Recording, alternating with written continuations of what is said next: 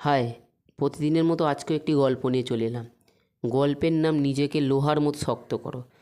জীবন আমাদের একটাই, কিন্তু তার প্রতিটা অধ্যায়ে লুকিয়ে থাকে যুদ্ধ। কখনো চারপাশের মানুষের সন্দেহ, কখনো নিজের ভেতরের ভয়, আবার কখনো পরিস্থিতির কষাঘাত। সব মিলিয়ে জীবন আমাদের বারবার পরীক্ষা নেয়। কিন্তু তুমি যদি প্রতিবার একটু একটু করে নিজেকে গড়ে তোলো, নিজেকে শক্ত করো, তাহলে ধাক্কাগুলো তোমাকে আর ভাঙতে পারবে না। লোহার মতো শক্ত হও। ঠান্ডা হলেও কঠিন, গরম হলেও গলে না, বরং আগুনে আরও দৃঢ় হয়ে ওঠে। তোমার স্বপ্নগুলোকে আগলে রাখো, কারণ সেগুলোই তোমার পথ দেখাবে। মনে রেখো, অনেকেই তোমাকে থামাতে চেষ্টা করবে, বলবে তোর দ্বারা হবে না। কিন্তু ঠিক তখনই তুমি নিজের ভেতরের লোহাটাকে জাগিয়ে দাও।